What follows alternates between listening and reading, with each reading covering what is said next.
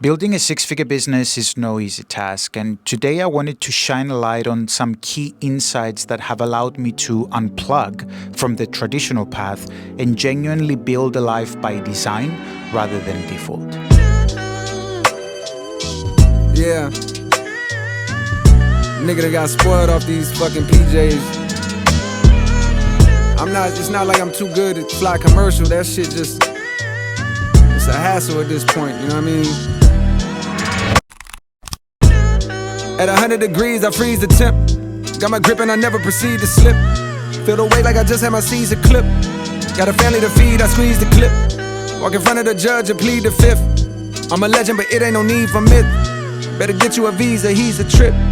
I had traded truth and a beans. The reason why it feels like people are outworking you, or let's just say they've been able to achieve more or do more than you're capable of, is because they've learned to leverage either their time or their money. Those are the two main sources we all lean into, especially when starting a business. In the beginning, you probably don't have the money, so your only source of leverage is your time. So where you choose to spend that time, that limited resource, is the most important question you need to answer. Consider it as a simple equation of inputs and outputs. When one source of your input can give you more than one source of outputs, then you, my friend, have unlocked leverage. A singer can scream all day long, but only few will hear him. But as soon as you give that same singer a microphone and a PA system, everything changes. Sooner than later, you realize that we live in a world of infinite leverage, and that's all because of the internet. That's why everyone and their dog wants to start creating content, because they see the value in redistributing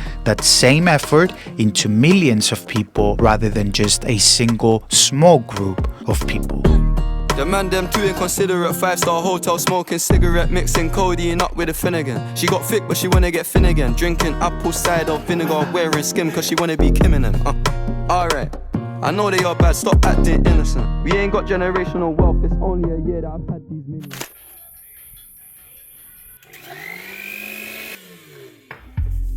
I've got a reason, 'cause she's keeping me up. Hello, how are we doing? Do you mind opening up your timeline? Like, do you have a project that we can try those out? Finally I'll have a change of season, maybe even have enough in me. But I'm sorry I called your name, didn't wanna fuss about it. Suddenly I'd rather cry. Doctors won't make you healthy, nutritionists won't make you slim, teachers won't make you smart, gurus won't make you calm, mentors won't make you rich, trainers won't make you fit.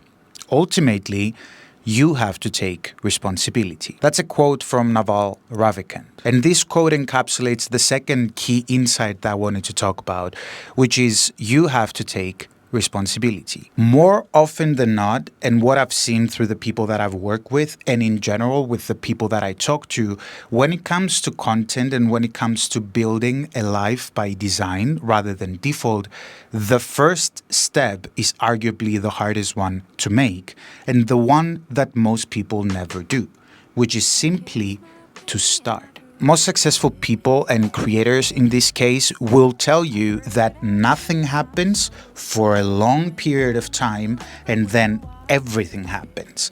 But what lies underneath that is a fundamental truth of how important and how powerful the compound interest is. In his book, Key Person of Influence, Daniel Priestley breaks this down as the 11-7-4 formula.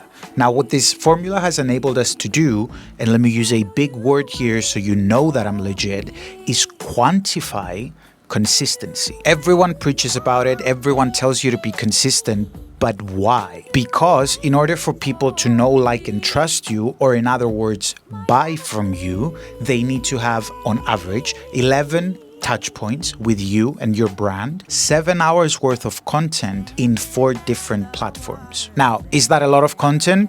Fuck yeah. Is it gonna take time to get to that point? For sure. But is it what's needed in order to get to the point of having a six-figure business and getting to live a life by design rather than default? The reason why I love this framework and this formula so much is because it touches on another point that this guy talks about a lot, which is making action the goal and not the outcome. Now you have a tangible milestone that you have to reach. So now we know where we're heading, but how do we get there? But honestly, and I've been telling you about this, like in Telegram, I really like where this is going. Your account begins to show up as like a proper brand and a proper account with proper videos and like next level kind of things. Not even close to what you used to do, in my opinion. And the numbers represent that. That's what I saw as well. It's like you're almost to 2 videos with 1,000 views each, right?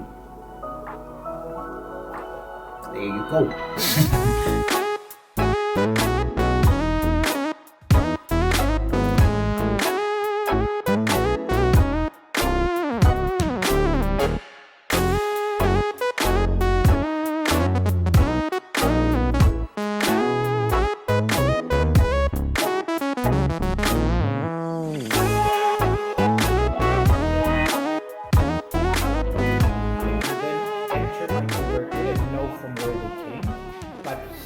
This is what we call in Russell's world, this is a tripwire funnel.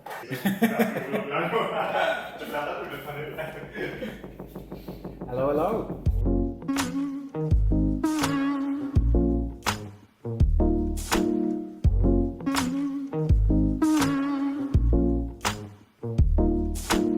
These past few shots that you just saw are from a jiu-jitsu seminar that was held here in Cyprus, in Protaras, from JT Torres. Now, the reason why I'm showing you and I'm telling you about this is because it shines a light on the importance of insight number 3, which is systems. Aside from all the amazing techniques and insights that we got to learn in this seminar, there was another challenge that I personally wanted to overcome. And that was whether my business can sustain itself while I'm not here, while I'm not in the studio, while I'm not working every single day. That is what we call the vacation test. Can your business sustain or even grow while you're not working inside your business? This whole approach forces you to start working on your business rather than in your business. And the easiest way we do that is through systems. Aside from a few one-on-one calls that I actually had to be present, I didn't have to worry about creating content or posting content, sending out emails, or even receiving payments. This actual seminar was a big turning point for me and my business, knowing that I was going to sleep, waking up, and still making money by just training jiu-jitsu. I need to say that I didn't just wake up one day and have all the perfect systems in place that will allow me to do such a thing. I needed to work on that. I needed to build the systems and figure out what works and what doesn't for the lifestyle that I want to have. And with that being said, thank you so much for watching. I appreciate you if you made it this far. Feel free to like and subscribe or share this with a friend. It really helps out a lot. As always, I hope this finds you well, and talk soon.